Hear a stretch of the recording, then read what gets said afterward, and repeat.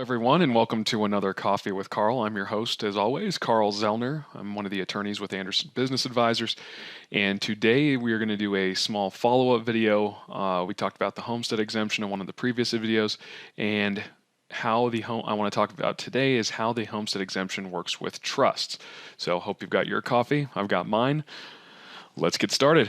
So, homestead exemptions we talked about are the amount that is of equity that is protected by state law in your state. As I mentioned in the previous video, Texas and Florida tend to be the most popular unlimited homestead exemption states, meaning any piece of equity in your property is protected, meaning if you've got a $10 million house in Texas owned outright, all of that is protected. Now, the next logical step would be, okay, so I've talked with Anderson Advisors, or I have a trust in place, or I need to start looking at my estate plan. And one of our suggestions for your estate plan is to put your personal residence in your living trust as part of your estate planning prep. So when you put your property into a trust, does it violate the homestead exemption? Get this question all the time. Answer is no, it does not. You can put your personal residence into a trust without violating your homestead exemption. Now, the way it usually looks, there are some local differences, meaning there has to be some additional language if you're putting your residence into a trust, land trust, living trust, things along those things of that nature.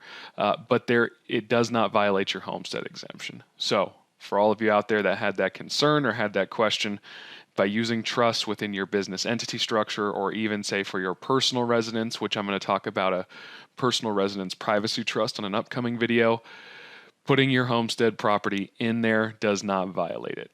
The idea behind that is that the government or the people who write the laws at least figured that if you're going to do estate planning, they're not going to penalize you for it. So we take advantage of that, and we're able to put that homestead in there. So just remember, grantor trust, which your land trust, living trust, things like that, allow you to put that homestead in there without violating your homestead exemption. Now, another thing I want to talk about is a little bit of the intricacy of that, since I've got a little time on this video. I know there's certain counties in Texas, especially, that make you put in some specific language. That's okay. At Anderson, we add that language. I believe it's Harris and Tarrant County, maybe Dallas County, that require you put it in there for the language in there for the homestead. What the language is it's nothing complicated. It just basically says that the grantor intends to use this property as their personal residence so that you can retain the homestead. Small blurb, but I do get some objections from time to time that somehow there's some ultra complicated way, or there's a lot of misinformation out there that putting your homestead in a trust will violate the homestead exemption. No need to fear. Most places, especially those with unlimited homesteads, actually have provisions that even allow you to remedy any issue at the time you're being sued, as long as it's before you hit judgment. So, great protection if your state has it. Every state has some version of this that protects either very little or a lot. Once again, California, sorry, you're our favorite punching bag. California only protects up to $75,000 in equity in the property. It's a real bummer, since most people, obviously in California, may have a vehicle that's more expensive than that in the garage.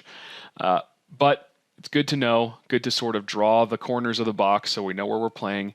And like I said, just be aware that if we're suggesting land trusts, or suggest living trusts for everybody if you don't have one, but putting your personal residence into those type of trusts will not violate your homestead, as long as you work with somebody who knows what they're doing. So that is it for the interplay between homestead exemptions and trusts. It's been a pleasure being with y'all once again. Please take advantage of all of our free content. If you're watching Coffee with Carl, you're already aware of our YouTube channel, but there's lots of other great videos by Toby and Clint out there talking about all sorts of issues, some advanced planning, some strategic planning. This is a forum for the frequently asked questions, or questions that come up quite a bit. So until next time, this is Coffee with Carl. I'll catch you on the next episode.